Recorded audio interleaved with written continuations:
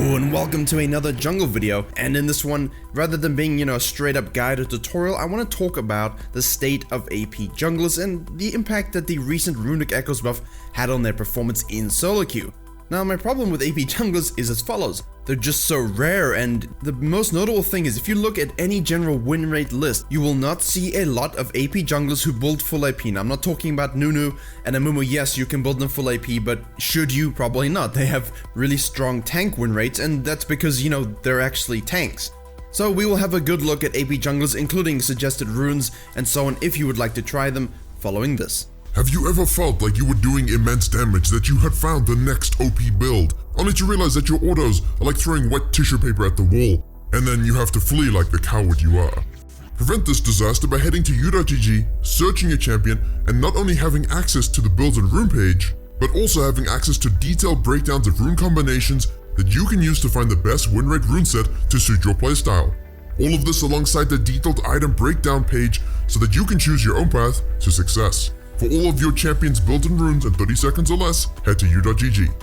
Alright, so the most notable thing is that the Runic Echoes item had a gold reduction applied to it in the most recent patch, and as a byproduct, all AP junglers that I will talk about in this video had a win rate shift. Most notably was actually Nidalee, and Nidalee sort of encapsulates the entire issue surrounding AP junglers in that they all have a very high barrier to entry. The best ones, that is, are very difficult to play and are thus only really suggested for people Diamond and above, and even in some cases Master Tier and above, Nidalee being one of those champions. It requires a mechanical aptitude that most people don't have or don't have the time to practice to, improve, as well as very good jungle pathing so that you can invade buffs, not once, but then you can come back later and do it again. You also need to know how to tower dive, apply your micro for 6 different abilities, and then transition around the map with such fluidity that the team doesn't know what happens, and then, you win the game. The issue with her is that in late game, with high CC targets, with burst, with anything with wave clear, it can become quite difficult to actually execute your game plan. So people who think Nidalee is a late game champion are probably quite mistaken. She has a level of map control that she can exert very few junglers can actually match when pulled off properly. She's been in a bit of a weaker state lately, but the Runic Echoes buffs have shot her win rate up to actually above 50% for the first time in a while. But she's far from an accessible, heavily used AP jungler. Who else do we have that sounds familiar? Let's see, end early game, 6 abilities, difficult to kinda use, high barrier. Oh, Elise. No, she's the queen of the jungle. She's been around for a long time, more than Jungle Nidalee has been. And while she's definitely more accessible than Nidalee, I would say 100%, it's still a high elo choice because someone in gold is not going to have the mechanical ability, no offense guys, to actually pull this off reliably, accurately, consistently, and also know how to path such that you get dragons, heralds, towers, and you can close the game out before a certain point. And putting these caps on these two champions it makes it even more difficult for people to pick them up and play them. I mean, you're looking for early tower dives, you're looking for heavy ganking pressure, so your ganking paths, your jungle tracking needs to be very good, because with Elise you want to be able to make the first move with your cocoon so you can get your follow-up burst down and take control of any skirmish you actually have. You can execute tower dives early to get platings as often as possible, and naturally because of your spiderlings getting buffed from the talisman as well as the Runic Echoes reduction, that just gives you even more control over the jungle than you had. So while Elise is definitely complicated, she's definitely difficult to use, one of the most difficult in the game, her win rate is actually decent from gold and up, and just gets bigger and bigger the higher up in the tiers you go. And when you buff AP items, when you give a talisman increase to a jungle that has a huge skill cap, pro players and high tier players are going to abuse that and have huge success with her, which is what they're doing. So then, what is actually an accessible AP jungler? Well, I think, off the top of our heads, we'd say, well, definitely, Evelynn and maybe Karthus. The problem with that is Karthus has a better win rate the higher up you go, just because inherently he's got a spammed skill shot, which is quite tough to hit all the time, but his ultimate naturally scales, gives him Dark Harvest stacks, and eventually if people don't know how to close games, you can end up winning just by pressing R.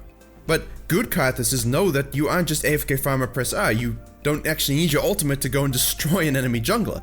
It's just that you're more susceptible to aggressive junglers. Now, the lower you go, the less it's going to happen, and thus Karthus' win rate is pretty consistent. It increases slowly over the tiers, so if you're looking for an AP jungler, he's a good one to pick up. He's still very strong, but you do need to be able to understand the ins and outs of how to use him. You're not just farm press R. Now, Evelyn's a tricky case, because Evelyn is, I guess, if someone had to say name an AP champion you could take into ranked in silver, gold, plat, diamond, wherever, except really high elo too often, you would say Evelyn. She has sort of the inverse problem. Now, that's not necessarily because she is a bad champion or she's in a weak state. She's an excellent champion, and the buff, anything that gives her more AP early, is fantastic. But the problem with that is, when you give someone like her too many stats early, she ends up becoming OP, but the win rate has been subtle. And I'd say, overall, across this whole video, all these junglers, their win rates have been respectable. Nice little shift to try and get them to be a bit more powerful to match up with other junglers.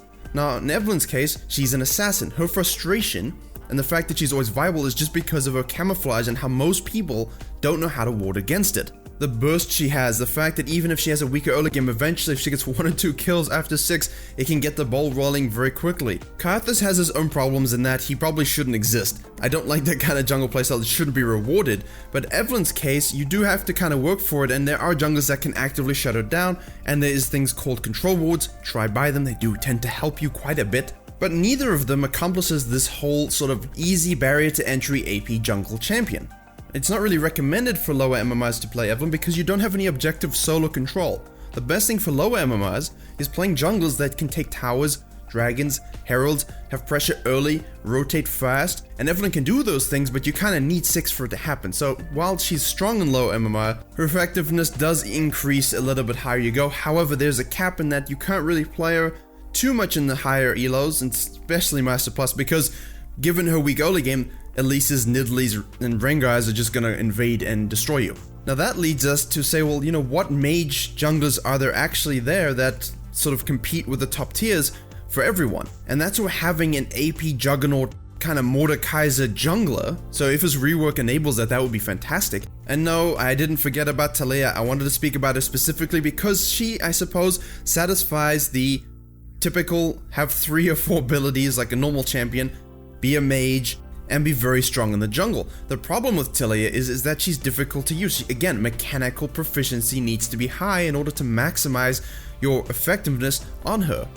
The Runic Echoes buffs made her so strong and high elo that most players are actually using her quite frequently now, and her usage rate was increasing anyway as the weeks were going by.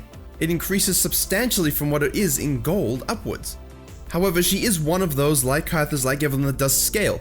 She is kinda strong early, but you see a lot of people going Harvest. Electrocute is the more reliable spell and usually recommended, but Harvest can be very strong because if you are used to hitting your combo, Harvest is very effective when you can hit follow-up Qs on the low HP targets to stack it, and you can stack it quite freely if that is the case. But again, good pathing, good map movement, and knowledge of how to use your ultimate at the right moment. There's nothing worse than rotating to a lane and actually, you know, trapping your team on the other side while you're against 1v3. So with that in mind, you've got the 5 junglers we've spoken about, Thalia, Nidalee, and Elise, being way better Diamond and Plus, 100%, just because of jungling knowledge, mechanical knowledge that's required to pull them off. Then you've got Karthus and Evelyn who can work, but more of a byproduct of the enemy not knowing how to close games out, position a ward, and so you just end up killing them. This does lead us to the slight off meta or the niche picks, and don't worry, I haven't forgotten about them.